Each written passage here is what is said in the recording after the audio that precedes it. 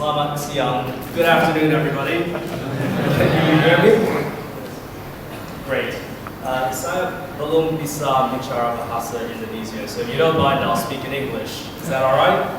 If you have any questions, put up your hand, and maybe somebody can help to translate your questions. So, I'm delighted to be here today to speak about smart cities. How many of you have heard about smart cities? Okay. If you've heard about it, you know that there are many definitions of smart cities. Some people say it's about technology, it's a digital city. And some people say it's about the environment, it's a green city. And others say it's a little bit of everything, it's about education. So we'll talk a little bit about what it is, why we need it, and how to get there. Sound good? Great. So much for technology, I can't figure this out. Can you advance the slide? Okay, here we go. Okay. This just came out. Vice President Kala just said in March that the mayors of Indonesia must work hard to ensure a good environment and provide a lot of employment opportunities. So he's put out the challenge, and as we were just speaking about just now, Indonesia, COMPFEST, and ITB are collaborating on a smart cities index for Indonesian cities now. So they're looking at almost 100 cities, and then they're going to shortlist 15 of the top-ranked cities as smart cities. So already the challenge is out there. How do we make our cities smarter? First, the question, everybody's talking about smart cities now. Is it just hype? Is it just a hype cycle? It's the trendy thing right now? Actually, maybe it's a little bit of a hype cycle, but there are some really solid reasons that everyone's talking about smart cities. Not just in Indonesia, not just in Asia, but Europe, the United States, Russia is talking about smart cities. And this is why. There's 5 megatrends worldwide that are driving change in the way the world works, right? The first one is demographic shifts. By 2035 in Indonesia, your population is expected to be more than 300 million people. It's a lot of people. They're all going to be living in Jakarta. It feels like they're all living in Jakarta. Maybe not all in Jakarta, but it's expanding. And on top of that, you have a young population that's coming up to working age in the next few years. So now the Indonesian economy must create enough jobs to absorb all these new people like you entering the workforce, right? So that's the first reason. Economic power shifts is another global megatrend. In the past, America, Europe, Japan were the largest economies. The IMF, traditionally led by Europe. The World Bank, traditionally controlled by the United States. And ADB, traditionally influenced by Japan. But now you can see that economic power is shifting to the east, to Asia. So China has launched the Asian Infrastructure Investment Bank recently. Very controversial. How many of you have heard of it? AIIB. Okay, all you technology students have to read the newspapers, okay? But you can see that they're now a big player, very influential in the region. President Jokowi just signed an agreement with AIIB. Technology breakthroughs. I mean, all of you, I don't need to, you can teach me about technology breakthroughs, but a lot is happening there. Accelerated urbanization. So in 2008, we reached a very important point in the history of humans. Before 2008, more than half of all humans around the world lived outside cities. And now, more than half of all humanity live inside cities and towns. But all these cities and towns are built on old infrastructure, and it cannot cope with so many people and so much economic activity happening inside the city. So it's becoming a problem. I mean, you only have to look at the market in Jakarta to see how bad the problem can be, right? And then finally, climate change. In 2013, 3.5 million people were affected by the typhoon in the Philippines, 1 million in India. In Pakistan, there was an earthquake so big it created a new island. And so all this stuff is happening. How are cities responding is the big question. So, because we all live in cities, cities have to figure out how to respond to all these 5 megatrends.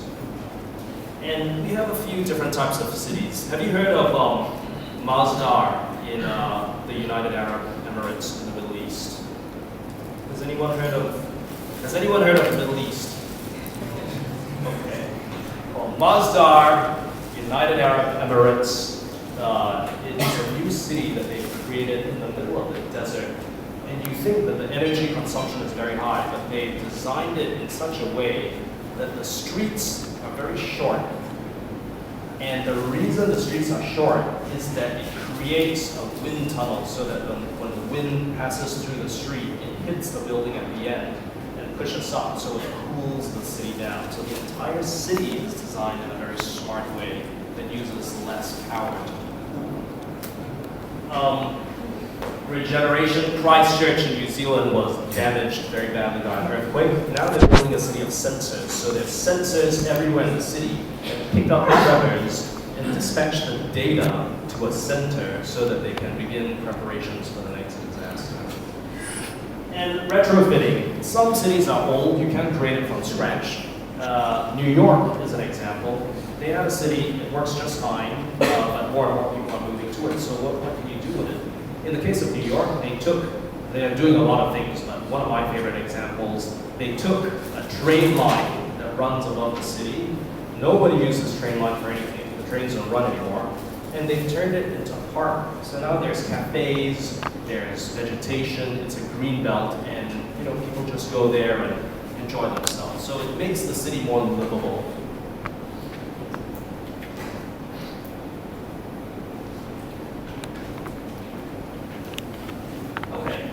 So that's what cities are doing, but what is a smart city?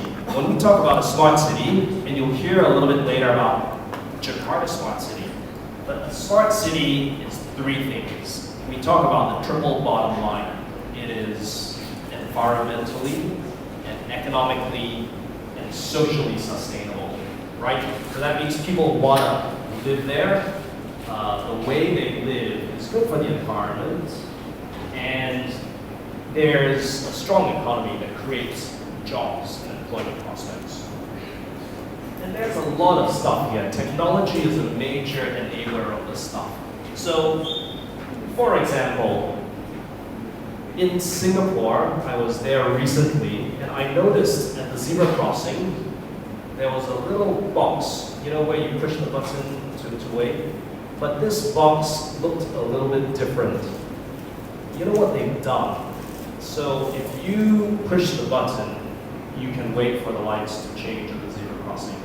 But if you are older than 65 years old, you get a government card, the senior citizen card. Do you have this in Indonesia? No. Belum. So, in many countries, if you're more than 65 years old, you get a government card that says you get discounts for transportation, you get discount health and medical care. Anyway, you take this card and you tap it to the box, and the traffic light knows that you're older, and it slows it down, so it gives you more time to cross the zebra crossing. What a cool use of technology to make citizens' lives better, right? I'll tell you another good example. In Chicago, the city of Chicago, they use audio sensors now for crime prevention. So if there's a gunshot, you hear a gunshot anywhere in the city of Chicago, the sensors can pick up where the noise is from. The data is triangulated, and they can pinpoint exactly where the gunshot happened. But now, the next generation technology is about audio analytics. So when they hear a loud sound that sounds like a gunshot, the technology now can decide or determine whether it's actually a gunshot or a car backfiring. It's even more impressive than this. Now there's video technology, video surveillance technology, and the videos pick up, people doing stuff. Now the new technology can tell the difference between fast movement, like if you're playing sports, and violent movement, like if you're fighting. So between these two things, it's leading to something called predictive policing. So if they hear a noise, maybe it's people cheering a sports team on TV, or maybe it's domestic violence. Maybe there's a fight in the house.